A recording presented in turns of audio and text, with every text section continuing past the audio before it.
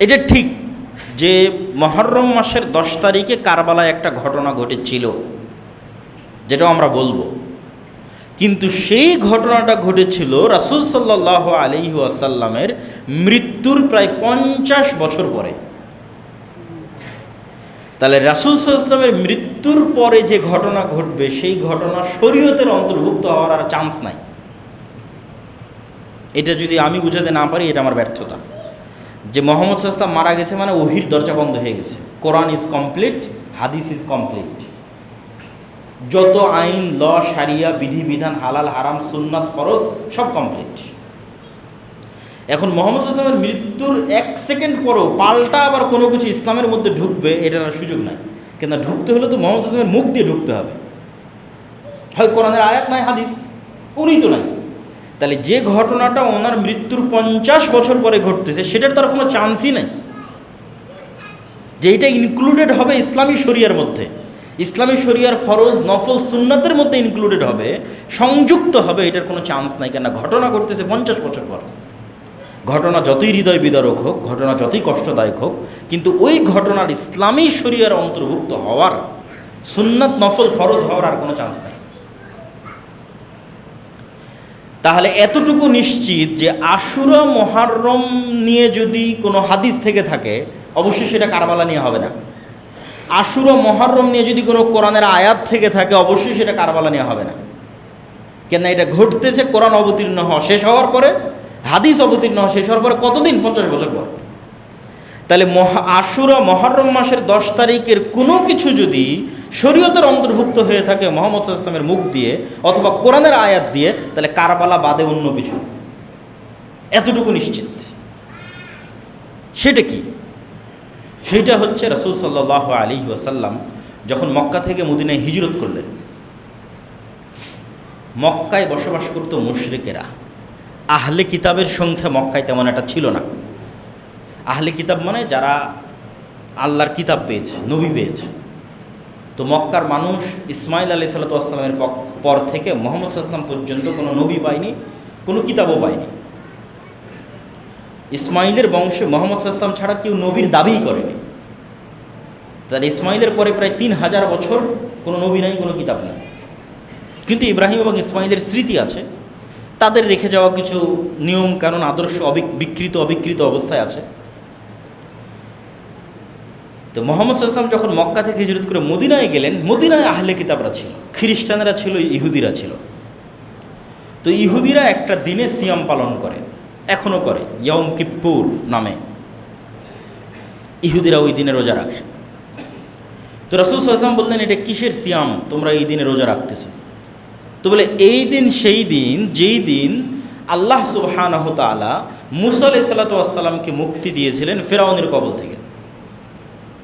যেমন কোরআনের আয়াতে আল্লাহ বলছে, ওয়াইয নাজ্জাইনাকুম মিন আলি ফিরআউন ইয়াসুমুনাকুম সুআল আযাব ইউযাব্বিহুনা আবনাকুম ওয়া ইস্তাহইয়ুনা নিসাআকুম ওয়া ফি যালিকুম বালাউম মির রাব্বিকুম আযীম। হে বানু ইসরাইল, স্মরণ করো সেই দিনের কথা, ওয়াইয নাজ্জাইনাকুম মিন আলি ফিরআউন, যেদিন ফিরআউনের কবল থেকে আমি আল্লাহ তোমাদের মুক্তি দিয়েছিলাম। কোন ফিরআউন জানো? ইউযাব্বিহুনা আবনাকুম, তোমাদের ছেলে সন্তানদের জবাই করতো ওই ফিরআউন। ওয়া ইস্তাহইয়ুনা নিসাআকুম, আর তোমাদের মেয়েদের বাঁচিয়ে রাখতো ওই ফিরআউন।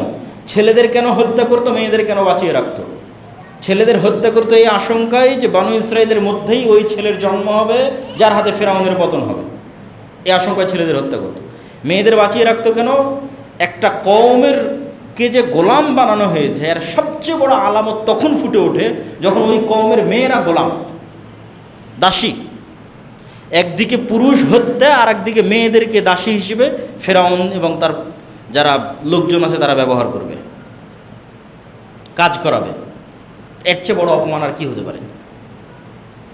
তো এইরকম ভয়াবহ ফিরআউনের কবল থেকে আমি তোমাদের মুক্তি দিয়েছি। ওয়াইদ ফারাকনা বিকুমুল বাহরা, যখন আমরা সমুদ্রকে চিরে দিয়েছিলাম। ওয়া আগরাকনা আলা ফিরআউন, আর ওই সমুদ্রে ফিরআউন এবং তার সেনাবাহিনীকে ডুবিয়ে দিয়েছিলাম। তো পৃথিবীর ইতিহাসে যতগুলো বড় ঘটনা হতে পারে, বড় ঘটনা, তার মধ্যে একটা বিশাল বড় ঘটনা হচ্ছে সমুদ্র চিরে রাস্তা তৈরি হয়ে একদল মানুষ মুক্তি পাচ্ছে, আর ওই রাস্তার মধ্যে আর এক পৃথিবীর সবচেয়ে প্রতাপশালী শাসকদের একজন ডুবে মরতেছে অ্যাট এ টাইম, একই সময়ে, যে পৃথিবীর ইতিহাসের বড় ঘটনাগুলোর একটা বড় ঘটনা। তো রাসূল সাল্লাল্লাহু আলাইহি ওয়াসাল্লাম বললেন, যদি এই দিন সেই দিন হয়ে থাকে তাহলে আনা আহাক্কু বিমূসা মিনকুম, তাহলে মুসার খুশিতে খুশি হওয়ার হকদার আমি বেশি তোমাদের চাইতে, অতএব এই দিনে আমিও সিয়াম পালন করব। তাহলে মুহররমের 10 তারিখ তথা আজকে আমরা যেই দিনে অবস্থান করছি, আজ শুক্রবার মুহররম মাসের 10 তারিখে আমরা অবস্থান করছি, এই 10 তারিখ শরীয়তের মধ্যে ইনক্লুডেড যেই বিধান নিয়ে, কানেক্টেড যেই বিধান নিয়ে, সেই বিধানটার নাম হচ্ছে আজকের দিনে আল্লাহ মূসা আলাইহিস সালাতু ওয়াস সালামকে নাজাত দিয়েছিলেন, ফেরাউনকে ডুবিয়েছিলেন। সেটার শুকরিয়া স্বরূপ মূসা আলাইহিস সালাম প্রতি বছর এই দিনে সিয়াম পালন করতেন, এই দিনে সিয়াম পালন করতেন। তারই শুকরিয়া স্বরূপ মুহাম্মদ সাল্লাল্লাহু আলাইহি সাল্লাম এই দিনে সিয়াম শুরু করেছেন। মানুষ যেন মনে না করে যে হুবহু আহলে কিতাবের অনুসরণ হচ্ছে, এই জন্য এর আগে অথবা এর পরে আর একদিন তিনি বাড়িয়ে দিয়েছেন। তাহলে আশুরা মুহররম মাসের 10 তারিখ মূসা আলাইহিস সালামের মুক্তির জন্য স্মরণীয়, ফেরাউনের ধ্বংসের জন্য স্মরণীয়। এবং ওই শিক্ষাটা আমাদের নিতে হবে যে এই দিনটা যদি আমি স্মরণ করতে চাই, তাহলে শিক্ষায় কোথায় ফিরে যেতে হবে? মূসার ফেরাউনের ঘটনায়, যেটা আজকে আমাদের জন্য এই জুমার খুতবায় আলোচনা করা অনেক সময় সাপেক্ষ ব্যাপার। আমি আগের বহু বক্তব্যে বানু ইসরায়েলের লম্বা ইতিহাস আলোচনা করেছি এবং বানু ইসরায়েলের ইতিহাস থেকে আমাদের জন্য কী শিক্ষণীয়তা আলোচনা করেছি। তো আমরা আজকের দিন থেকে যদি কোনো শিক্ষা নিতে চাই, এই শিক্ষাটা মূসার ফেরাউনের পুরো জীবনী থেকে নিতে হবে। কেন আল্লাহ কোরআন যেই নবীর ঘটনা দিয়ে পরিপূর্ণ করে রেখেছে, সবচেয়ে বেশি কোরআনে যেই নবীর ঘটনা আলোচিত হয়েছে সেটা মূসার ফেরাউন। আর অন্য কোনো নবীর ঘটনা, আর অন্য কোনো জাতির ঘটনা এত বেশি কোরআনে আলোচিত হয়নি যত আলোচিত হয়েছে বানু ইসরাইল, মূসা, ফেরাউন। অতএব এখানে আমাদের জন্য শিক্ষা আছে। এই শিক্ষাটাই এই আশুরা মুহররমের দিনে আমাদের নিতে হবে। সেটা আমরা অন্য কোনো দিন আলোচনা করবো ইনশাআল্লাহ। এবার আমরা চলে যাই পরের পয়েন্টে। তাহলে আশুরা মুহররমের যেই স্মৃতিটা আমরা লালন করতেছি, যে কারবালার স্মৃতি, সেটার হাকিকাত কতটুকু, সেটার বাস্তবতা কতদূর? কারবালা কেন্দ্রিক যেই ঘটনা, এই ঘটনাটা ঘটতেছে 61 হিজরিতে। রাসূল সাল্লাল্লাহু আলাইহি ওয়াসাল্লামের মৃত্যুর পরে উনি কোনো খলিফা নির্ধারণ করে যাননি যে আমার পরে উমুকে খলিফা হবে, কোনো নাম নির্ধারণ করেন। 3 দিন লেগেছে সাহাবীদের ফাইসালা করতে, পরবর্তী খলিফা আবু বকর রাদিয়াল্লাহু তাআলা আনহু। আল্লাহর নবী যদি বলেই যেতেন অমুক খলিফা, তাহলে খেলাফতের যে সিস্টেম, এই সিস্টেমটা তৈরি হতো না। খেলাফতের সিস্টেমে এক শাসক তার পরের শাসককে নির্ধারণ করে যাবে, এই ধারণার বাইরে বের হয়ে যোগ্য ব্যক্তিকে নির্ধারণ করতে হবে। এটাই হলো খেলাফতের নিয়ম। বাদশাহ তার পরবর্তী কোনো আত্মীয় স্বজনকে দায়িত্ব দিয়ে যাবে, এটা নয়। তা আমি যদি হাত ধরে সাঁতার শিখাই তাহলে তো হবে না, ছেড়ে দিলেই সে সাঁতার শিখবে। তো উম্মতে মুহাম্মাদি খেলাফত শিখবে, মুহাম্মদ সাল্লাল্লাহু আলাইহি ওয়াসাল্লাম কাউকে খলিফা না করে গেলেই শিখবে যে খেলাফত কিভাবে নির্ধারিত হতে হয়, খলিফা কেমনে নির্ধারণ হয়। আবু বকর রাদিয়াল্লাহু তাআলার পর ওমর, ওমর রাদিয়াল্লাহু পর ওসমান, ওসমান আলী। এর মধ্যে অনেক ঘটনা আছে। ওমর রাদিয়াল্লাহু তাআলার পর্যন্ত কোনো ফিতনা ছিল না। ওসমান রাদিয়াল্লাহু তাআলার যুগে ফিতনা শুরু হয়। আলী রাদিয়াল্লাহু তাআলার যুগে ফিতনায় পরিপূর্ণ হয়ে যায়। আলী রাদিয়াল্লাহু তাআলা আনহুর সময় থেকেই যে সমস্যাটা শুরু হয় সেটা হচ্ছে মুআবিয়া রাদিয়াল্লাহু তাআলা দীর্ঘদিন থেকে সিরিয়ার শাসক, গভর্নর। ওমর রাদিয়াল্লাহু তাআলার খেলাফত আমলে মুআবিয়া রাদিয়াল্লাহু তাআলা প্রথম সিরিয়ার গভর্নর হয়েছেন। ওসমান রাদিয়াল্লাহু তাআলার শাসন আমলে উনি গভর্নর হিসেবে কন্টিনিউ করেছেন। তো মুআবিয়া রাদিয়াল্লাহু তাআলার যে সৎ শাসন, এই সৎ শাসনে সিরিয়ার মানুষ তার ভক্ত হয়ে গেছে। তার যে ন্যায়পরায়ণতা, আদালত, তার যে চিন্তা চেতনা, উচ্চ চিন্তা ভাবনা। তো দীর্ঘ 20-30 বছর মুআবিয়া রাদিয়াল্লাহু তাআলা সিরিয়ার শাসক, সৎ এবং ন্যায়পরায়ণ গভর্নর হিসেবে। তো এই জন্য সিরিয়ার মানুষের পক্ষে অন্য কাউকে মুআবিয়াকে বাদ দিয়ে মেনে নেওয়া খুব কঠিন ছিল। যে কোনো একজন খলিফা এসে মুয়াবিয়াকে বাদ দিবে এবং ওই জায়গায় আরেকজন গভর্নর করবে, এটা খুব কঠিন ছিল সিরিয়ার মানুষের জন্য। তাহলে সিরিয়ার মানুষেরা আদিকাল থেকেই মুয়াবিয়া রাদিয়াল্লাহু তাআলা আনহুর ভক্ত। আর যারা নিজেদেরকে শিয়া দাবি করে এরা আলী রাদিয়াল্লাহু তাআলা আনহুর ভক্তি এবং শ্রদ্ধার দাবি করে। ফলত যুগ যুগ থেকে যারা শিয়া তারা সিরিয়ার মানুষকে সহ্য করতে পারে না। যেমন লাস্ট যে বাশার আল আসাদ বা আর যারা ছিল, যে সিরিয়ার মানুষকে সহ্য করতে না পারার কারণ কি? ইরান সিরিয়ার মানুষকে সহ্য করতে পারে না। এটা ওই 1400 বছর আগের হিস্ট্রি। কেন 1400 বছরের লিগ্যাসি ধরে রেখে এখনও সিরিয়ার মানুষেরা মুয়াবিয়া, আবু সুফিয়ান তাদেরকে ভালোবাসে। কিন্তু তাদেরকে ভালোবাসতে গিয়ে যদি কেউ আলী রাদিয়াল্লাহু তাআলা আনহুকে ছোটো করে, তাহলে ওটাকে বলা হয় নাসিবি। ওটাও বাতিল ফেরকা, ওটাও একটা বাতিল ফেরকা। শিয়া যেমন একটা বাতিল ফেরকা, নাসিবি একটা বাতিল ফেরকা। ভারসাম্য বজায় রাখতে হবে। রাসূল সাল্লাল্লাহু আলাইহি ওয়াসাল্লামের সাহাবী মুয়াবিয়াও, রাসূল সাল্লাল্লাহু আলাইহি ওয়াসাল্লামের সাহাবী আলীও রাদিয়াল্লাহু তাআলা আনহু, কারো প্রতি বিদ্বেষ রাখা যাবে না। তো আমি ঘটনা প্রবাহ তুলে ধরতেছি। তো মুয়াবিয়ার পরে সর্বপ্রথম পিতার পরে পুত্র খলিফা হবে, এই সিস্টেমটা চালু হয়। তিনি তার ছেলে ইয়াজিদকে দায়িত্ব দেন। তো ইয়াজিদের হাতে মোটামুটি মক্কা মদিনা বাদে সারা ইসলামী বিশ্বের সবাই বায়াত করে ফেলেছে। সমগ্র ইসলামী বিশ্বের সবাই ইয়াজিদের হাতে বায়াত করে ফেলেছে। অনেক বড় বড় সাহাবী বায়াত করেছে, কিন্তু মক্কা এবং মদিনার মানুষরা বায়াত করেনি। মক্কা এবং মদিনার মানুষের এটা পছন্দ হয়নি যে শাসকের পরে তার ছেলে শাসক হবে, এবং মক্কা মদিনা তখন বড় বড় সাহাবীরা ছিলেন। কিন্তু তারা আর নতুন কারো হাতে বায়াত নেবে এরকমও হয়নি, যদিও পরবর্তীতে আব্দুল্লাহ বিন জুবাইরের হাতে মক্কার মানুষ বায়াত নিয়েছে, আর মদিনার মানুষেরা কারো হাতে বায়াত নেয়নি। সর্বশেষে তারা ইয়াজিদ এবং উমাইয়া খলিফা তাদের হাতে বায়াত নেয়। তো কুফার মানুষেরা চিঠি লেখে হুসাইন রাদিয়াল্লাহু তাআলা আনহুর কাছে যে আমরা আপনার হাতে বায়াত নিতে চাই, আপনি কুফায় আসেন, আপনাকে আমরা খলিফা হিসেবে নির্ধারণ করতে চাই। তো মদিনায় অবস্থান করা আবদুল্লাহ বিন ওমর, আবদুল্লাহ বিন আব্বাস, তারা মদিনায়, তারা সবাই হুসাইন রাদিয়াল্লাহু তাআলা আনহুকে বুঝান যে এই কুফার মানুষ আপনার বাবার সাথে গাদ্দারি করেছিল, এদের প্ররোচনায় পা দিয়ে আপনি মদিনা ছেড়ে যায়েন না, এরা আবার আপনার সাথে গাদ্দারি করবে, মুনাফিক। কিন্তু এই পরিমাণ চিঠি কুফা থেকে হুসাইন রাদিয়াল্লাহু তাআলা আনহু রিসিভ করেন যে উনি বিশ্বাস করেন যে না, কুফার মানুষের উপর ভরসা করা যায়। তো উনি ওনার চাচাতো ভাইকে প্রথম পাঠিয়েছিলেন, সেও পজিটিভ নিউজ দেয় যে না, আসেন কুফার মানুষ আপনার পাশে দাঁড়াবে। কিন্তু যখন হুসাইন রাদিয়াল্লাহু তাআলা আনহু তার পরিবার পরিজনকে নিয়ে রওনা করলেন কুফার উদ্দেশ্যে, ততদিনে কুফার মানুষ তার আসল চেহারা দেখিয়ে ফেলেছে। তারা যেই গাদ্দারি, যেই মুনাফিকি তার পিতার সাথে করেছে, একই গাদ্দারি মুনাফিকি হুসাইন রাদিয়াল্লাহু তাআলা আনহুর সাথে করেছে। হুসাইন রাদিয়াল্লাহু আনহুর পাশে এসে যে দাঁড়াবে, তাকে যে বাঁচাবে, তার জন্য লড়াই করবে, কিচ্ছু করেনি। জাস্ট ফাও চিঠি পাঠিয়ে দাওয়াত দিয়ে রেখে, মানে আমাদের বাংলা ভাষায় বলে যে মই দিয়ে গাছে উঠাই দিলাম, পরে মইটা নিয়ে নিলাম। তো ইয়াজিদের পক্ষ থেকে আদেশ ছিল হুসাইনকে কুফায় প্রবেশ করতে দেওয়া যাবে না, রাদিয়াল্লাহু তাআলা আনহুকে। হত্যার কোনো আদেশ ইসলামের ইতিহাসে প্রমাণ পাওয়া যায় না যে ইয়াজিদ আদেশ দিয়েছে যে হুসাইন রাদিয়াল্লাহু তাআলা আনহুকে হত্যা করতে হবে, মর্মে কোনো আদেশের ডকুমেন্ট নাই। আদেশ হচ্ছে তাকে কুফায় প্রবেশ করতে দেওয়া হবে না, কেন কুফায় প্রবেশ করলে বায়াত হবে, বায়াত করলে সে নতুন খলিফা হবে, ফিতনা তৈরি হবে, এটা তার জন্য রিস্ক। কিন্তু স্থানীয় যারা শাসক ছিল, গভর্নর ছিল উবাইদুল্লাহ বিন জিয়াদ, তারা যখন হোসেন রাদিয়াল্লাহু তাআলা আনহুর সাথে যুদ্ধে সম্মুখ সমরে যখন যায়, তখন তারা হোসেন রাদিয়াল্লাহু তাআলা আনহুর যে সম্মান এবং যে মর্যাদা রক্ষা করার কথা সেটা রক্ষা করতে পারেনি, বরং হোসেন রাদিয়াল্লাহু তাআলার পরিবার পরিজনের মোটামুটি পুরুষ যারা ছিল তাদের সবাইকে সেখানে হত্যা করা হয়। তো ইয়াজিদ তখন কোথায়? ইয়াজিদ তখন সিরিয়ার রাজধানী দামেস্কে। হত্যা হচ্ছে কোথায়? ইরাকের নগরী কুফাতে, অনেক দূর। ধরেন আমি বসে আছি দিল্লিতে, যুদ্ধ হচ্ছে বাংলাদেশে।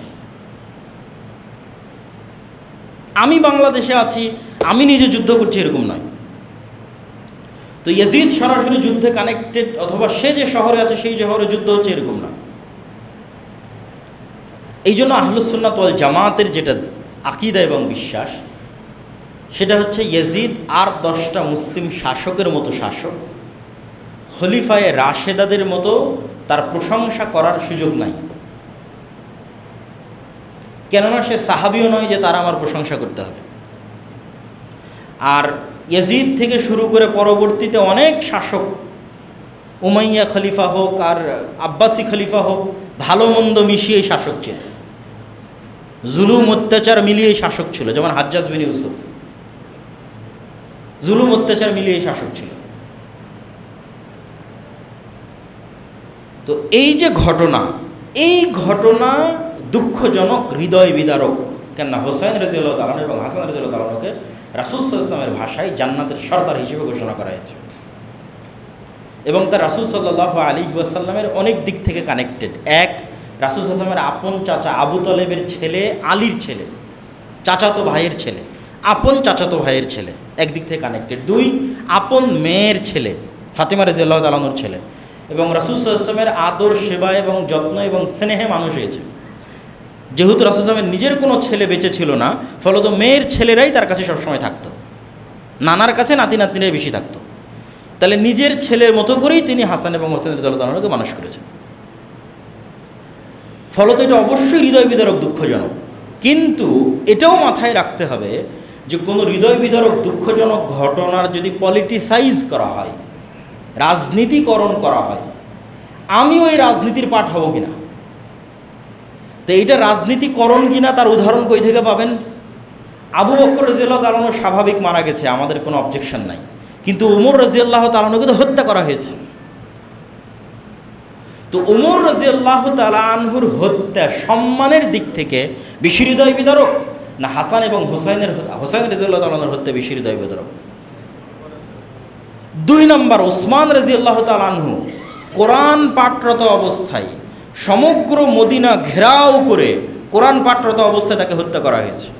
তিনি হৃদয়ের আবেগ নিয়ে তার বাড়ির ছাদে দাঁড়িয়ে বলেছেন, মানুষেরা ওই কুয়ার পানি তোমরা আমাকে পান করতে দিচ্ছ না, যেই কুয়া আমি ওসমান গনি আমার টাকা দিয়ে রাসূল সাল্লাল্লাহু আলাইহি ওয়াসাল্লামের যুগে কিনে দিয়েছি।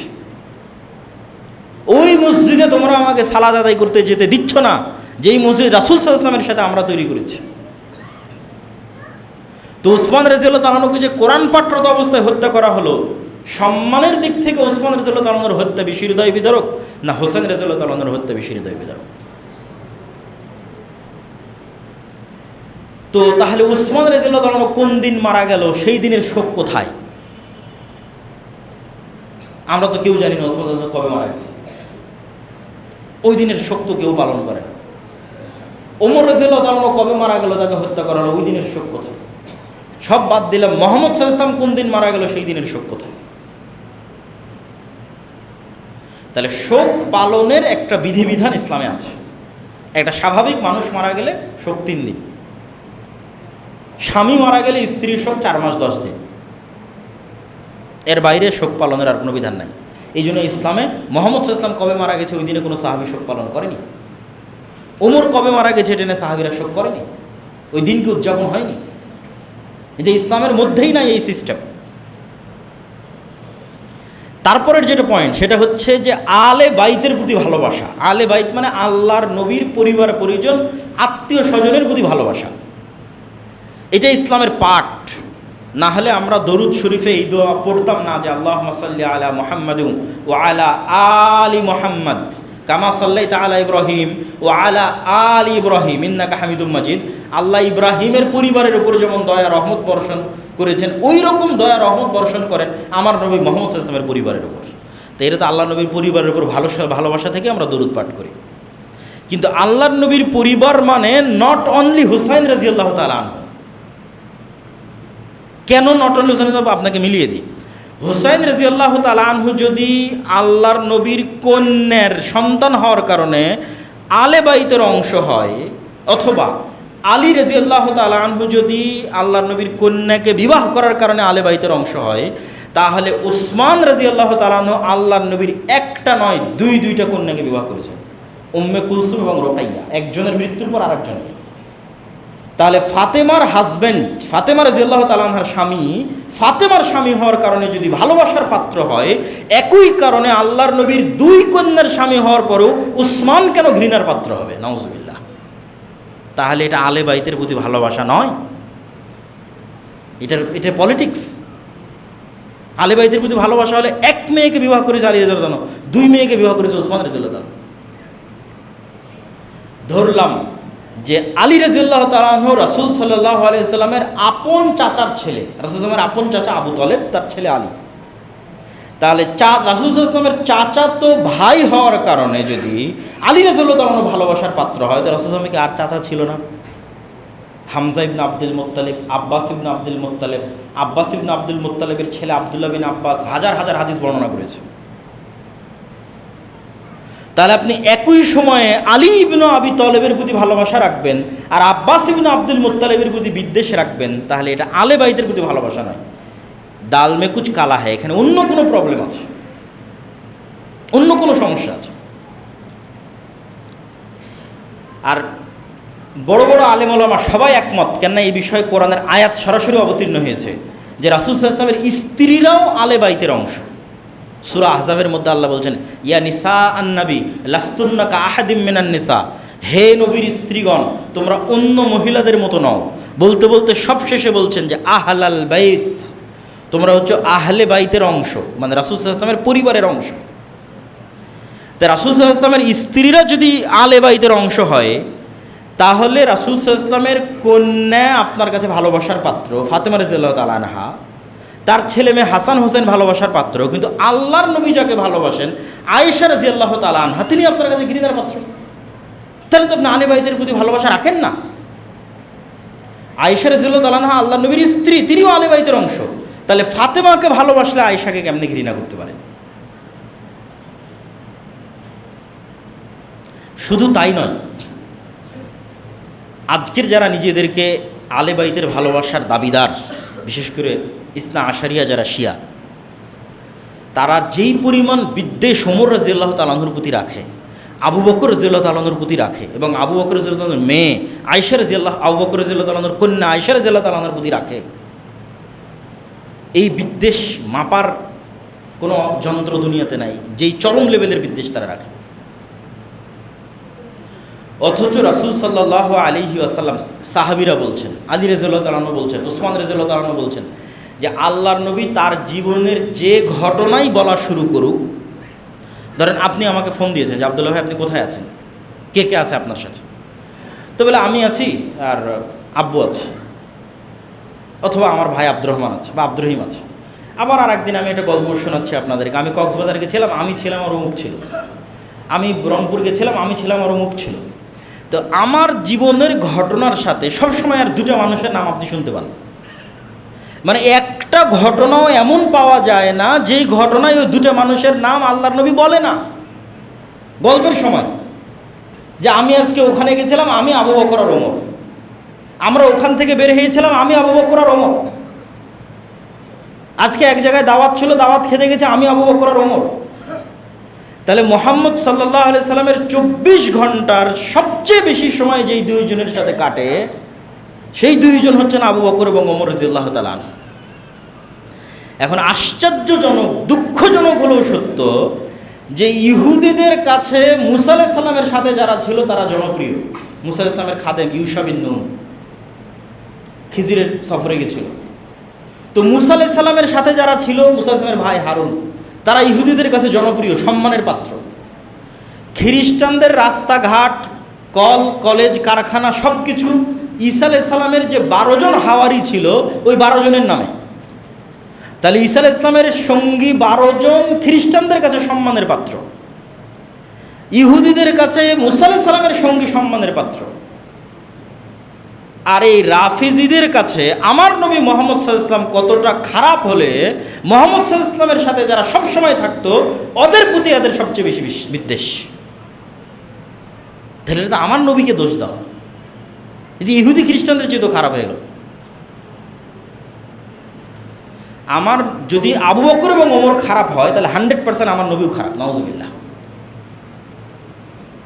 তাহলে আবু বকর এবং ওমরের প্রতি বিদ্বেষ পোষণ করা তো বহু দূরের কথা, ভালোবাসা থাকলেই ওটা ইমানের অংশ, আর না থাকলে, বিদ্বেষ থাকলে কাফের হয়ে যেতে পারে। তো এবার আমরা চলে আসি যেটা আমরা বারবার বলছিলাম, যে কি পলিটিক্স, যেই পলিটিক্সের কারণে শুধু হুসাইন রাদিয়াল্লাহু তাআলা আনহু এবং তার ছেলে মেয়েদের নিয়ে আমি ব্যস্ত হয়ে গেলাম, এমনকি হাসান রাদিয়াল্লাহু তাআলা আনহুকে অতটা গুরুত্ব দিলাম না। এই পলিটিক্সটা হচ্ছে পারস্য বা ফুরস, এরা আগে থেকেই জাতিগতভাবে তাদের নিজেদেরকে একটু আলাদা চিন্তা করে। এই জন্য ইসলাম যত জায়গায় প্রবেশ করেছে সব জায়গায় ইসলামের কারণে ভাষা পর্যন্ত মানুষের চেঞ্জ হয়ে গেছে।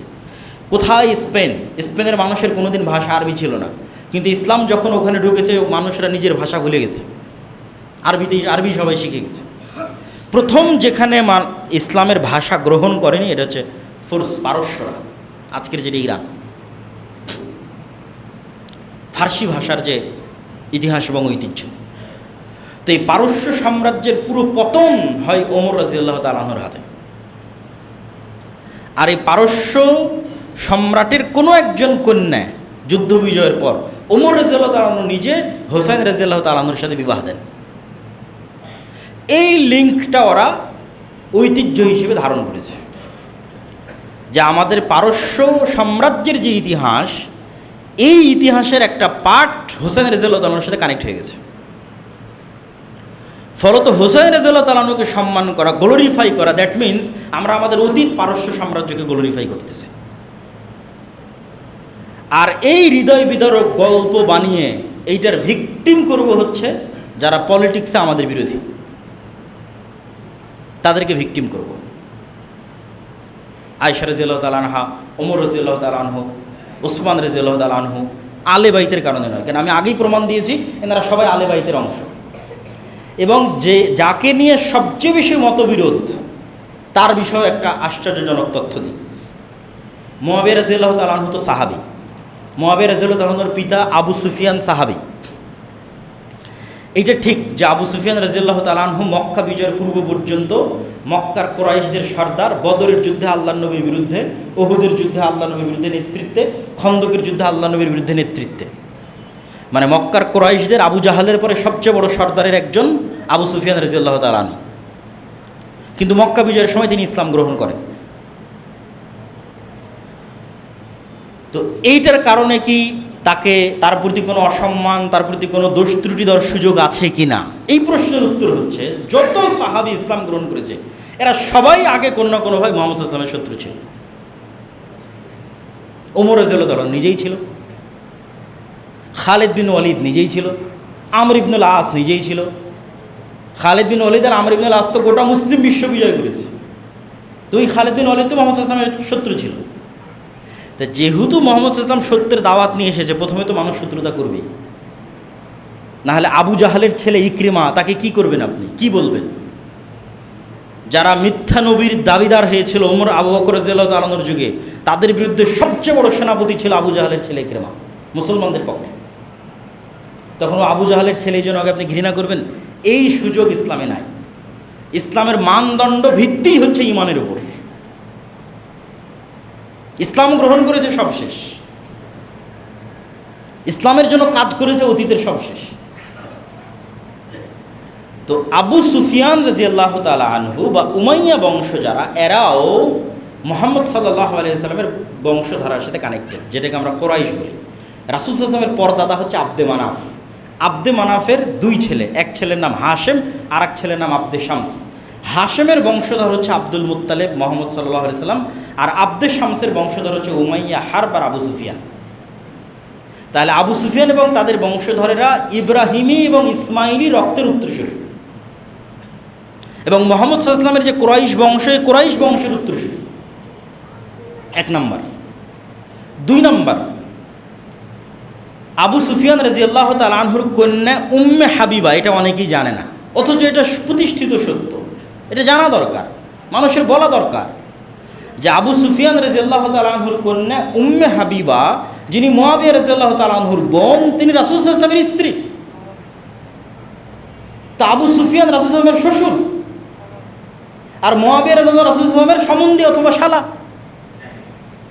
তাহলে আপনি তাদেরকে কোথায় থেকে আলে বাইতের বাইরে বের করবেন আর তাদের প্রতি বিদ্বেষ পোষণ করবেন? তিন নাম্বার, সর্বশেষ, আবু সুফিয়ান রাদিয়াল্লাহু রাসূল সাল্লাল্লাহু আলাইহি ওয়াসাল্লামের সাহাবী, মুআবিয়া রাদিয়াল্লাহু রাসূল সাল্লাল্লাহু আলাইহি ওয়াসাল্লামের সাহাবী। একজন সালাফি সালেহিনের বক্তব্য দিয়ে এই পয়েন্টটা শেষ করব যে ওমর ইবনে আব্দুল আজিজ উমাইয়া বংশের একজন শাসক, যার ন্যায় পরায়ণতার কারণে মানুষ মনে করত যে তিনি পঞ্চম খলিফা হওয়ার যোগ্য। চারটে খোলাফায়ে রাশিদিনের পরে তিনি পঞ্চম খলিফা হবেন। তো তার সম্মান বাড়াতে বাড়াতে অনেকেই তাকে মুআবিয়া রাদিয়াল্লাহু তাআলা আনহুর চাইতে বেশি সম্মান দেওয়ার চেষ্টা করতেন। তখন সালাফে সালেহিনরা বললেন যে ওমর ইবনে আব্দুল আজিজের সারা জীবনের আমল আর মুআবিয়া রাদিয়াল্লাহু তাআলা আনহুর একটা রাকাত সালাত, একটা সিজদা যা তিনি মুহাম্মদ সাল্লাল্লাহু আলাইহি সাল্লামের সাথে আদায় করেছেন, এমতো অবস্থায় যে তিনি মুহাম্মদ সাল্লাল্লাহু আলাইহি সাল্লামকে নবী হিসেবে ঈমান রাখেন, বিশ্বাস রাখেন, আল্লাহকে রব এবং ইলাহ হিসেবে বিশ্বাস রাখেন, ওমর ইবনে আব্দুল আজিজের সারা জীবনের আমলের চেয়ে শ্রেষ্ঠ। আর এটার পিছনে আল্লাহর নবীর হাদিস দলিল। আল্লাহ নবী বলছে, দুনিয়ার মানুষ তোমরা উহুদ পাহাড়ের সমান দান করে আমার একজন সাহাবীর এক মুষ্টি স্বর্ণ দামের সমান নেকি অর্জন করতে পারবো না। কেন দান করলেই তো হলো না, অন্তরের কোয়ালিটিটা কোথায়, ইমানের কোয়ালিটিটা কোথায়? তাহলে এই জন্য সাহাবীদের সম্মান সর্বোচ্চ জায়গায় রাখতে হবে। আলী রাদিয়াল্লাহু তাআলা আনহুর প্রতি যেমন আমাদের ভালোবাসা থাকবে, হোসেন রাদিয়াল্লাহু তাআলা আনহুর প্রতিও থাকবে, মুআবিয়ার প্রতিও থাকবে, আবু সুফিয়ানের প্রতিও থাকবে রাদিয়াল্লাহু তাআলা আনহুম আজমাইন, আয়েশা রাদিয়াল্লাহু তাআলা আনহার প্রতিও থাকবে। এটাই আহলুস সুন্নাত ওয়াল জামাতের আকীদা এবং এটাই শ্রেষ্ঠ এবং সত্য আকীদা। এইটার মধ্যে যে বিভেদ তৈরি করার চেষ্টা করা হবে ওটাই পলিটিক্স। যেই পলিটিক্স দিয়ে আমি গ্লোরিফাই করবো হোসেন রাদিয়াল্লাহু তাআলা আনহুকে, আর শত্রু বানাবো ওমর রাদিয়াল্লাহু তাআলা আনহুকে, শত্রু বানাবো ওসমান রাদিয়াল্লাহু তাআলা আনহুকে, আলী রাদিয়াল্লাহু তাআলা আনহুকে গ্লোরিফাই করব। আর আলী রাদিয়াল্লাহু তাআলা আনহু নিজে বায়াত করলেন যে ওসমানের হাতে, নিজে বায়াত করলেন যে ওমরের হাতে, নিজে বায়াত করলেন যে আবু বকরের হাতে, তাদেরকে শত্রু বানাবো, এটা পলিটিক্স। এইটার পার্ট হওয়া যাবে না। কিন্তু ঘটনা অবশ্যই হোসেন রাদিয়াল্লাহু তাআলা আনহুর যে হত্যার ঘটনা, এটা অবশ্যই হৃদয় বিদারক এবং কষ্টদায়ক, কিন্তু ওইটার শোক হিসেবে উদযাপনের সুযোগ ইসলামে নাই। আর যখন এটা বাড়তে বাড়তে কোন লেভেলে চলে যায় যে আপনি ছুরি দিয়ে আপনার পিঠে আঘাত করে রক্তাক্ত করবেন, ছুরি দিয়ে আপনার মাথায় রক্তাক্ত করবেন, এটা তো আরও হারাম। রাসূল সাল্লাল্লাহু আলাইহি ওয়াসাল্লাম বলছে, সে আমার উম্মতের অংশ নয় যে শোক পালনে তার গাল টানে, তার জামা ছিঁড়ে, সে আমার উম্মতের অংশ নয়। রাসূল সাল্লাল্লাহু আলাইহি ওয়াসাল্লাম বলছেন, জাহিলি যুগের 4টা বৈশিষ্ট্যের একটা বৈশিষ্ট্য খুব ভয়ঙ্কর, সেটা নেয়াহা, শোক উদযাপন করা। এটা জাহিলি যুগের বৈশিষ্ট্যের একটা। এবং ওই যে হারাম মাসের বিধানের মধ্যে যে আয়াতটা পড়লাম, ওই আয়াতের সর্বশেষ অংশ হচ্ছে ফালা তাজলিমু ফীহিন্না আনফুসাকুম, তোমরা নিজেদের উপর জুলুম করিও না। আত্মহত্যা ইসলামে হারাম কেন? হারাম শব্দের অর্থ নিষিদ্ধ। প্রত্যেক জিনিস খারাপ হওয়ার কারণে নিষিদ্ধ হয় না, সম্মানের কারণেও নিষিদ্ধ হয়। হারাম মানে এটা খারাপ, এটা আমাদের একটা স্বাভাবিক ধারণা। সুদ খাওয়া হারাম, ঘুষ খাওয়া হারাম, জেনা করা হারাম, কেন এগুলো খারাপ তাই? কিন্তু এমনও হারাম আছে যেগুলো হারাম কিন্তু সম্মানের কারণে। এইরকম হারাম 4টা উদাহরণ যদি আপনাদের সামনে দেই, তাহলে হারামের আলোচনা স্পষ্ট হবে। একটা হচ্ছে হারাম এলাকা, একটা হচ্ছে হারাম মাস, একটা হচ্ছে হজের সময় এহরামের হারাম, এহরাম যে পরিধান করেন সেটার হারাম, আর আরেকটা হচ্ছে মানুষ হারাম। এই 4টে হারাম সম্মানের কারণে হারাম। মাস হারাম, এলাকা হারাম, এহরামের হারাম, মানুষ হারাম। এলাকা হারাম, ইব্রাহিম আলাইহিস সালাতু ওয়াস সালাম মক্কাকে হারাম করেছেন। মক্কার একটা নির্ধারিত এরিয়া আছে, যে এরিয়ার নাম হচ্ছে হারাম এরিয়া। আর মুহাম্মদ সাল্লাল্লাহু আলাইহি ওয়াসাল্লাম মদিনাকে হারাম করেছেন। মদিনার একটা নির্ধারিত এরিয়া আছে, যে এরিয়াটা মদিনার একটা এরিয়া, ওই এরিয়াটা হারাম। তো মক্কা আর মদিনা এই 2 এরিয়া হারাম সম্মানের কারণে। আর এই 2 এরিয়া হারাম, তো এর ফলাফল কি? অন্য এলাকা থেকে এরা কি আলাদা? 1 নম্বর ফলাফল হচ্ছে এই 2 এরিয়ায় কোনো গায়র মুসলিম প্রবেশ করতে পারবে না। Non Muslim not allowed to enter in to area. এই 2 এলাকাতে প্রবেশ অনুমোদিত নয়, যে মুসলমান নয় তার জন্য। বাকি পৃথিবীর যে কোনো মুসলমান দেশে অমুসলিমরাও থাকতে পারে। পুরো সৌদি আরবের বাকি সকল এলাকাতেও অমুসলিমরা থাকতে পারে। তাহলে অমুসলিমদের প্রবেশ অনুমোদিত নয় মক্কার হারাম এরিয়াতে আর মদিনার হারাম এরিয়াতে। এটা ওই এলাকার সম্মান। যেমন প্রধানমন্ত্রীর বাসভবন, গণভবন, জাতীয় সংসদ ভবন, ক্যান্টনমেন্ট এরিয়া, এগুলো হারাম কেন? এগুলো হারাম ওর সম্মানের কারণে, সাধারণ জনগণের প্রবেশ নিষেধ।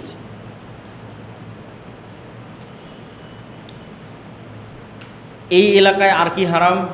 এই এলাকার গাছপালা কাটা, এই এলাকায় পাখি শিকার করা, এগুলো হারাম। অথচ এই এলাকার বাইরে গাছপালা কাটা হালাল, এই এলাকার বাইরে পাখি শিকার করা হালাল। কিন্তু যখন এই এলাকায় প্রবেশ করতেছেন, যখনই প্রবেশ করেন, এটা সময়ের সাথে নয়, ওই এলাকার মধ্যে কিছু হালাল কাজ হারাম হয়ে যাচ্ছে ওই এলাকার সম্মানে। তারপরে হারাম মাস, যে হারাম মাসে আমরা অবস্থান করছি। ইন্না ইদ্দাতা শুহুর ইনদাল্লাহ ইসনা আশারা শাহরং ফি কিতাবিল্লাহ, আল্লাহর নিকটে মাসের গণনা 12টা, এবং আল্লাহর কিতাব লাউহে মাহফুজেও মাসের গণনা 12টা। কবে থেকে? ইয়াউমা খালাকা সামাওয়াতি ওয়াল আরজ, যেদিন থেকে আসমান জমিন সৃষ্টি হয়েছে ওই দিন থেকে। মিনহা আরবাআতুন হুরুম, আর ওই দিন থেকেই 4 মাস হারাম। আসমান জমিন যেই দিন থেকে তৈরি হয়েছে, যেই দিন থেকে লাউহে মাহফুজ এবং আল্লাহর নিকটে মাসের গণনা 12টা, ওই তখন থেকে 4টে মাস হারাম। এই 4টে মাসে কি হারাম এবং 4টে মাস কি কি? হজের সময় পর পর 3 মাস। আমরা জুলহজ মাসে কুরবানি করেছি, হজ করেছি। জুলহজ মাসের আগের মাস জুলকাদা, আর জুলহজ মাসের পরের মাস মহররম, যেটাতে আমরা এখন আছি, মহরমের 10 তারিখ। আর আরেকটা হচ্ছে বিচ্ছিন্ন রজব, রজব মাস। মোট 4 মাস হারাম। এই 4 মাসে কি হারাম? কোরআনের মধ্যে আল্লাহ বলছেন, ইয়াসআলুনাকা আনিশ শাহরিল হারামি কিতালিন ফি কুল কিতালুন ফিহি কাবীর। তারা আপনাকে হারাম মাস সম্পর্কে জিজ্ঞেস করে, হারাম মাসে যুদ্ধ করা যাবে কি না? আপনি বলেন হারাম মাসে যুদ্ধ করা কবিরা গুনাহ। কুল কিতালুন ফিহি কাবীর, হারাম মাসে যুদ্ধ করা কবিরা গুনাহ। তাহলে হারাম মাসে 1 নাম্বার হারাম হচ্ছে যুদ্ধ হারাম, যা অন্য মাসে হালাল।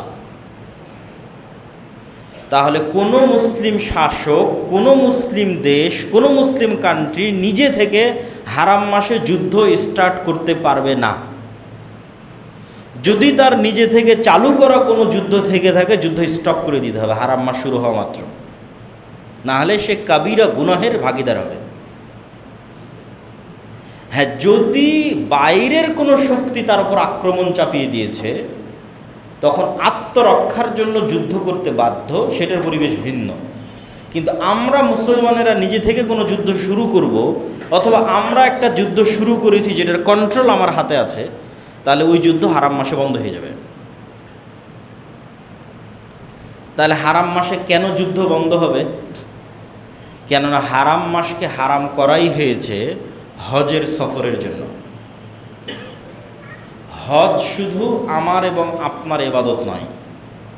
এমন কোনো নবী নাই যে আরাফার মাঠে যায়নি। অতীতের সকল নবীরাই হজের কার্যাবলী সম্পাদন করেছে। এবং ইন্না আউওয়ালা বাইতুন উযিআ লিন-নাস বিবাক্কার, পৃথিবীতে আল্লাহর ইবাদতের জন্য প্রথম তৈরি করা ঘর হচ্ছে মক্কা, কাবা। এই জন্য যেই দিন থেকে আসমান জমিন সৃষ্টি হয়েছে ওই দিন থেকে 4 মাস হারাম। এই সময়ে মানুষ যেন হজ করতে যেতে পারে।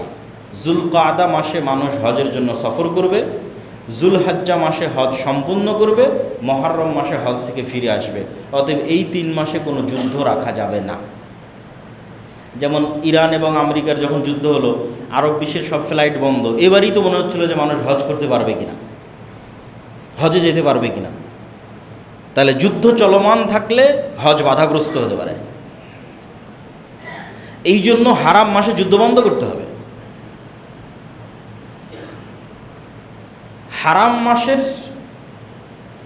দ্বিতীয় যেটা বড় হারাম, যে ফালা তাজলিমু ফীহিন্না আনফুসাকুম, হারাম এরিয়ারও সম্মান এটা, হারাম মাসেরও সম্মান এটা। এখন যেটা বলতেছি, বাইরের যে কোনো গুনাহ হারাম এরিয়াতে সম্পাদন করলে ডবল গুনাহ হয়ে যাবে। অন্য মাসে সম্পাদিত গুনাহ হারাম মাসে সম্পাদন করলে ডবল হয়ে যাবে। একটা গুনাহের গুনাহ আর একটা হারাম মাসকে অসম্মান করার গুনাহ। হারাম এরিয়াকে অসম্মান করার গুনাহ। এবার 3 নম্বর হারাম, এহরামের হারাম। এহরাম, যখন আমরা এহরাম পরি তখন আসলে আমরা নিজেদের জন্য অনেক কিছুকে হারাম করে নিই। এই জন্য ওই কাপড়ের নাম এহরামের কাপড়, ওই নিয়তের নাম হচ্ছে এহরাম বাঁধা। এহরাম হারাম থেকে এসেছে। অনেক হালাল কাজ যা আসলে হালাল, এমনি হালাল, বিয়ে শাদী করা হালাল, স্ত্রীর সাথে সাংসারিক জীবনে যাওয়া হালাল, কিন্তু এহরামের নিয়ত করার পর হারাম। নখ কাটা হালাল, চুল কাটা হালাল, কিন্তু এহরামের নিয়ত করার পর হারাম। এহরামের নিয়ত করার পর বিয়ের প্রস্তাব দেওয়াও হারাম। তাহলে এহরামের যখন থেকে নিয়াত করছি তখন থেকে এহরাম না ভাঙ্গা পর্যন্ত এই এহরামের সম্মানে অসংখ্য হালাল কাজ হারাম হয়ে গেছে। তাহলে এটা একটা হারাম, সম্মানে হারাম। তাহলে 1 নম্বর হারাম এলাকার সম্মানে হারাম এলাকা হারাম। 2 নম্বর হারাম মাসের সম্মানে হারাম মাস হারাম। এহরামের সম্মানে এহরাম হারাম। এবার 4 নম্বর হচ্ছে মানুষ হারাম। মানুষের 3টে জিনিস হারাম করা হয়েছে মানুষের সম্মানে। মানুষের জীবন, নাফস আর এক মানুষের উপর হারাম। মানুষের টাকা পয়সা, ধন দৌলত আর এক মানুষের উপর হারাম। মানুষের সম্মান আর এক মানুষের উপর হারাম। আমাদের প্রথম পয়েন্ট কি ছিল, যে আমরা মনে করি যে যেটা হারাম ওটা খারাপ, এই জন্য হারাম। মদ খাওয়া হারাম, কেন? মদ খাওয়া খারাপ। কারণ আর এক মানুষের টাকা পয়সা কি খারাপ? টাকা পয়সা তো ভালো, কিন্তু আর এক মানুষের টাকা পয়সা হারাম কেন? ওই মানুষের সম্মানে। তাহলে 3টে জিনিস এক মানুষের উপর আর এক মানুষের জন্য হারাম, মানুষের সম্মানে হারাম। 1, ওকে আঘাত করতে পারবে না, হত্যা করতে পারবে না। আল মুসলিমু মান সালিম আল মুসলিমুনা মিন লিসানিহি ওয়া ইয়াদিহি। মুসলমান তখনই নিজেকে মুসলমান দাবি করতে পারবে যখন ওর হাত থেকে আর এক মুসলমান নিজেকে নিরাপদ মনে করে, আর ওর মুখ থেকে আর এক মুসলমান ওকে নিজেকে নিরাপদ মনে করে। যদি ওর হাত এবং ওর মুখ থেকে আর এক মুসলমান নিরাপদ না হয় তাহলে নিজেকে মুসলমান দাবি করতে পারবে না। তাহলে এক মানুষের উপর আর এক মানুষ 1 নম্বর হারাম, ওর জীবন, ওর নফস, ওকে কেউ আঘাত করতে পারবে না, মারতে পারবে না, এটা হারাম। সম্মান, মানুষের সম্মানে হারাম। এবং এই সম্মানটা কোন লেভেলের সেটাও বলতেছি। 2 নম্বর হচ্ছে ওর ধন সম্পদ হারাম, ওর ধন সম্পদ আপনি জোরপূর্বক নিতে পারবেন না। 3 নম্বর হচ্ছে ওর সম্মান হারাম, ওই যে মুখ থেকে ওকে গালিগালাজ করতে পারবেন না, গীবত অপবাদ দিতে পারবেন না। আর এই 3 নম্বর যে সম্মান মানুষকে দেওয়া হয়েছে, যে মানুষের সম্মান আর এক মানুষের জন্য হারাম, এই সম্মান আন্তর্জাতিক কোনো মানবাধিকার আইনেও নাই। বরং আন্তর্জাতিক মানবাধিকার আইনগুলোতে মানুষের সম্মান লঙ্ঘন করা অধিকার হিসেবে বিবেচিত হয়। মানুষের সম্মান লঙ্ঘন করা অধিকার হিসেবে বিবেচিত হয়। কি অধিকার? বাক স্বাধীনতা। যে আমি আরেকজনকে গালি দিতে পারবো, এটা আমার বাক স্বাধীনতা। আমি আরেকজনের নিন্দা অপবাদ করতে পারবো, এটা আমার বাক স্বাধীনতা। মানে বাক স্বাধীনতার দোহাই দিয়ে মুহাম্মদ সাল্লাল্লাহু আলাইহি ওয়াসাল্লামের নিন্দা অপবাদ হবে। কি জন্য? এটা নাকি মানুষের স্বাধীনতা। ইসলামী পৃথিবীতে একমাত্র দিন যা মানুষের সম্মানকে হারাম করে দিয়েছে, মানুষের সম্মানে। যে পৃথিবীর কোনো মানুষের তুমি না গীবত, না নিন্দা, না গালি, না অপবাদ কিছু দিতে পারবে না, হারাম। মানুষের সম্মানে হারাম। পারলে গোপন করো, পারলে ঢেকে রাখো, ওর সম্মান ঢেকে রাখো, ওর সম্মান রক্ষা করো। যদি ওর অপরাধ গোপন করে এবং ওর সম্মান রক্ষা করো, আল্লাহ তোমার সম্মান রক্ষা করবে কিয়ামতের মাঠে। আচ্ছা, মানুষের যে হারামটা, এটা লেভেলটা কোথায়, কত বড় মানুষের সম্মান। রাসূল সাল্লাল্লাহু আলাইহি ওয়াসাল্লাম বলছেন, লাহাদামুল কাবা আহওয়ানু ইনদাল্লাহ। একটা মানুষ নিজে হাতে কাবা ঘর ধ্বংস করে দিবে, এইটা আল্লাহর কাছে যত বড় গুনাহ, তার চাইতে একটা মানুষ আর এক মানুষকে হত্যা করবে, এটা তার চেয়ে বড় গুনাহ আল্লাহর কাছে। তাহলে আব্রাহা এসেছিল কাবাঘর ধ্বংস করতে। আল্লাহ বলে, আলাম তারা কাইফা ফাআল রাব্বুকা বিআসহাবিল ফিল আলাম ইয়াজআল কাইদাহুম ফি তাসদিল। আবাবিল পাখি পাঠিয়ে তাকে ধ্বংস করে দেওয়া হলো কাবা ধ্বংস করতে চাওয়ার অপরাধে। তখন রাসূল সাল্লাল্লাহু আলাইহি ওয়াসাল্লাম বলছে, কেউ কাবা ধ্বংস করবে, এটা আল্লাহর কাছে যত বড় অপরাধ, তার চেয়ে বড় অপরাধ কেউ কোনো মানুষকে হত্যা করবে। এটা মানুষের সম্মান আল্লাহর কাছে। আর এক হাদিসে রাসূল সাল্লাল্লাহু আলাইহি ওয়াসাল্লাম বলছেন, লাউ ইজতামাআল ইনসু ওয়াল জিন সারা পৃথিবীর সব মানুষ, কোটি কোটি মানুষ, আর সারা পৃথিবীর সব জিন একত্রিত হয়ে যদি একজন নিরপরাধ মানুষকে হত্যা করে, তাহলে আল্লাহ সারা পৃথিবীর সব মানুষকে জাহান্নামে দিয়ে দিবে, সারা পৃথিবীর সব জিনকে জাহান্নামে দিয়ে দিবে একজন নিরপরাধ মানুষকে হত্যা করার অপরাধে। এইটা বিবেচনায় আসবে না, আরে সারা পৃথিবীর সব মানুষ মিলে হত্যা করেছে তো কী হয়েছে? না, একটা মানুষের সম্মান আল্লাহর কাছে এত বেশি। সারা পৃথিবীর সব মানুষ যদি একত্রিত হয় নিরপরাধ মানুষকে হত্যায় একজন, তো সারা পৃথিবীর সব মানুষকে জাহান্নামে দেওয়া। এই জন্য আর এক আয়াতে আল্লাহ সুবহানাহু ওয়া তাআলা বলছেন, কেউ যদি একজন মানুষকে হত্যা করে তাহলে যেন সারা পৃথিবীর সব মানুষকে সে হত্যা করবে, আর যদি কেউ একজন মানুষকে বাঁচায় যেন সারা পৃথিবীর সব মানুষকে বাঁচালো। তাহলে মানুষ হারাম মানুষের সম্মানে। এই জন্য মানুষের কিডনি বিক্রি করা, মানুষের রক্ত বিক্রি করা, চুল বিক্রি করা, এগুলো মানুষের সম্মানের খেলাফ। এই জন্য এগুলো যাবে না। দান করা ভিন্ন জিনিস, কিন্তু ক্রয় বিক্রয়ের বস্তু বানানো যাবে না আদম সন্তানকে, এবং আদম সন্তানের কোনো অঙ্গ প্রত্যঙ্গকে বিক্রিযোগ্য নয়, এটা সম্মান। তাহলে এতক্ষণ যাবৎ আমরা যেটা আপনাদের সামনে তুলে ধরার চেষ্টা করলাম সেটা হচ্ছে হারাম সম্মানের কারণে হয়ে থাকে। আর আমরা আজকে যে আলোচ্য বিষয়বস্তুর মধ্যে আছি সেটা হচ্ছে মাস হারাম। তাহলে পরপর 3 মাসের আমরা তৃতীয় মাস মুহররম মাসে অবস্থান করছি। এটা একটা হারাম মাস। এই হারাম মাসের 10 তারিখের বিশেষ গুরুত্ব কি? 1 নম্বর গুরুত্ব তো আমরা হারাম মাসের মধ্যে আছি, এটা নিজেই একটা গুরুত্ব। 2 নম্বরের বিশেষ গুরুত্ব আছে মুহররম মাসের 10 তারিখের। যদিও আমাদের পেপার পত্রিকা, রাষ্ট্রপ্রধান, প্রধানমন্ত্রীর বাণী, জাতীয় অনুষ্ঠান সব কিছু পালিত হবে অথবা উদযাপিত হবে কারবালা কেন্দ্রিক। আশুরা মুহররম, দ্যাট মিন্স কারবালা। আপনি নিজের হাত কাটতে পারবেন না, এটা হারাম। এটা মানুষের সম্মান। আমরা যে মানুষের সম্মানের আলোচনা করলাম, হারাম মাসের সম্মানের আলোচনা করলাম, তাহলে আপনি শোক পালন করতে গিয়ে, তাজিয়া মিছিল করতে গিয়ে নিজের উপর জুলুম করবেন, অত্যাচার করবেন, আর সেটা দিনের অংশ হবে যে না, এটা সম্ভব না। তো প্রিয় উপস্থিতি, আমরা আমাদের আলোচনার সারমর্ম করি। আমাদের আলোচনার সারমর্ম হচ্ছে আমরা হারাম মাসের মধ্যে আছি। মাস যেমন হারাম হয়, এলাকা তেমন হারাম হয়, যেমন মক্কা মদিনা। হারাম সম্মানের কারণে হয়, অনেক হালাল বিধান তখন হারাম হয়ে যায়। আর আমরা হারাম মাসের যে মুহররম মাস আছে, এই মুহররম মাসের 10 তারিখ আশুরা শরীয়তে যেই কারণে উদযাপিত, সেটা হচ্ছে মুসা আলাইহিস সালামের নাজাতে মুসা আর ফেরাউনের ধ্বংস।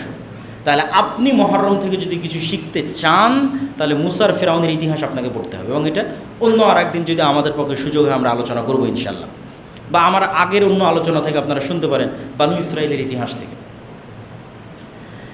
আর এই দিনে যেই বিষয়গুলো উদযাপিত হচ্ছে আমাদের সমাজ এবং রাষ্ট্রে, ভারত উপমহাদেশে, কেন আমরা ইরান শাসিত, পারস্য শাসিত, শিয়াদের লিগ্যাসি আমরা বহন করি, এর অসংখ্য আলামত আছে। ফলত আমাদের অঞ্চলে ওই জিনিসগুলোর প্রভাব আছে, কিন্তু ওইটা করা কখনোই শরীয়ত সম্মত হবে না, যেগুলো আমি আপনাদের সামনে পরিষ্কার এবং স্পষ্ট করেছি।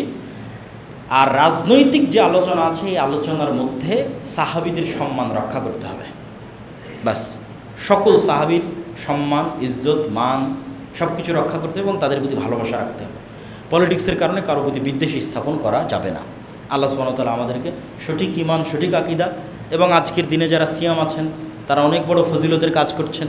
অতীতের 1 বছরের গুনাহ ক্ষমা হওয়ার ঘোষণা রাসূল সাল্লাল্লাহু আলাইহি ওয়াসাল্লাম দিয়েছে, এবং আফজালুস সিয়াম বা'দা রমাদান শাহরুল্লাহিল মুহাররম, রমাজানের পরে সর্বশ্রেষ্ঠ সিয়াম হচ্ছে মুহররম মাসের সিয়াম, এবং রমাজান ফরজ হওয়ার আগে একটা সিয়ামই ফরজ ছিল, সেটা হচ্ছে আশুরার সিয়াম। তাহলে এটার অনেক ফজিলত।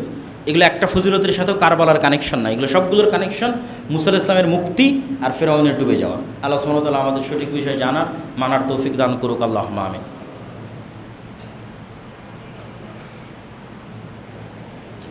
আলহামদুলিল্লাহি ওয়াহদা ওয়াসসালাতু ওয়াসসালামু আলা মান লা নাবিয়্যা বা'দাহ।